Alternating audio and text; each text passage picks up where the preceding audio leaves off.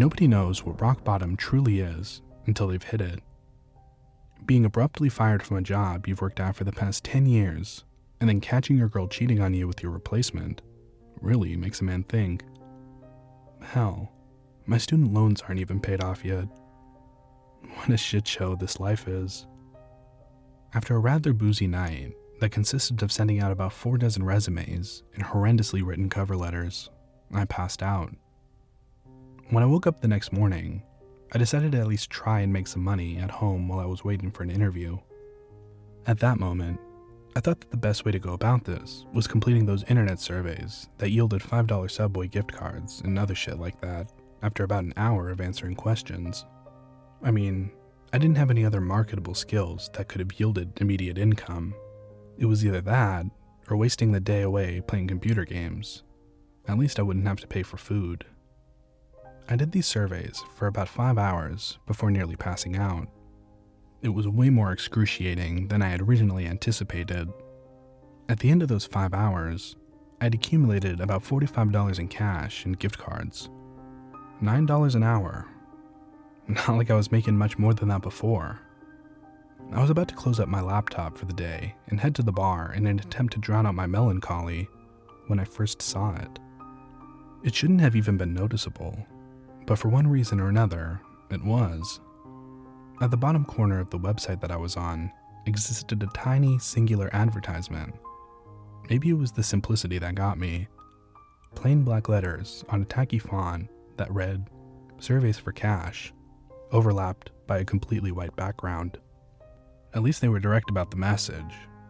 One more couldn't hurt, I thought. Might as well scrape together a little bit more booze money before heading out. And I sat back down, clicked on the picture link, and prepared myself to grind through some more painstaking inquiries. The first few questions were simple enough. I guess they weren't really questions, but more data collection. My name, age, and occupation. I thought that it was kind of weird that they also asked for my height and weight, but that wasn't unheard of. The first real question was a different story, though. I must have stared at it, eyes wide and mouth agape, for God knows how long. What the actual hell? In plain English, this is what popped up on my screen. How strong is your urge to currently look behind you? There were 5 options below, ranging from not at all to overwhelming. There was no feasible reason why I should have been afraid at that moment, but I was. I tightened my breathing, trying to make out any subtle noises behind me. There were none. After maybe about 5 minutes, I worked up the courage to look. There was nothing. I sighed in relief and scoffed at myself at the same time. This must have been some kind of joke. However, I decided to entertain it, answering neutral and clicking into the next question. This is what it read. Why would you look behind you? I smirked, funny, before simply typing a "I don't know" in the response box and once again clicking next. This is the third question. You're on a plane. Apart from you, there's only one other passenger who is sitting somewhere behind you.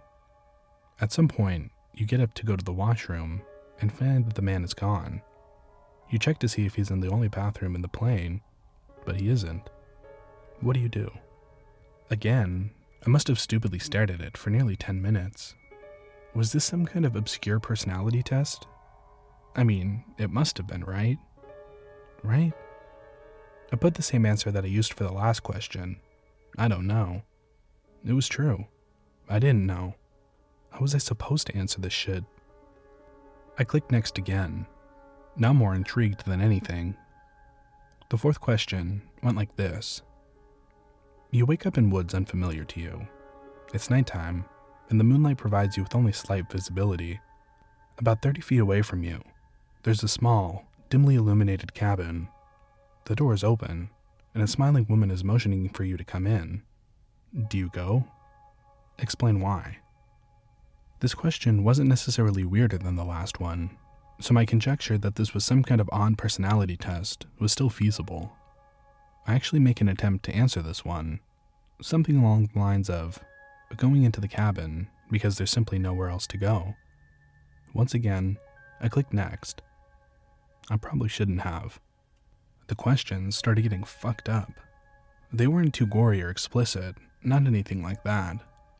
They were just stranger, weirder, more psychologically disturbing. If you're wondering why the hell I kept going, I can't really give you an explicit answer to that. I just felt like I had to. It was an esoteric, creeping sensation that I couldn't quite explain away, but I could never shake it, so I just went on. Some of the questions that stood out were, suppose that you wake up one night to find an elevator in your house. During every midnight after that, it opens up for 5 minutes, revealing an exact copy of yourself that progressively gets more injured as time goes on. Do you keep living like this? Or do you enter the elevator once and end it all? And you're in a hotel room, but are awoken by a rapid knocking at your window. You peek through the blinds, seeing what appears to be a man missing both his eyes. He puts his mouth to the glass and tells you to kill the woman in the bathroom immediately. Do you listen to him? This was one of my least favorites. You are watching home videos with your mother. One of the tapes include footage of her being murdered by a masked intruder. Your mother simply laughs at this footage without saying anything. In your opinion, is this a cause for concern? In addition to this insanity-inducing shit, there were some other rather disconcerting events happening in real life as well. I receive a knock at the door about 30 minutes in. I look through my peephole to find a guy standing there, frantically shaking his head and mouthing no while making direct eye contact with me. He looked terrified. Obviously, I didn't open up. I received about 10 phone calls from somebody named The Auditor on my caller ID. They left a message every time, but each one was just a recording that consisted of somebody saying numbers through heavy static. Actually, it sounded more like screaming, now that I think about it. About an hour into this thing, and I was on the verge of a mental breakdown. I was petrified of looking behind me, even though there was no indication that anything should have been there. I heard some soft scratching coming through my vent at one point, so I moved my couch to cover it. Eventually, I reached what appeared to be the end of the survey. However, it wasn't a question. It was simply a statement. Don't let them in. They are not to be trusted.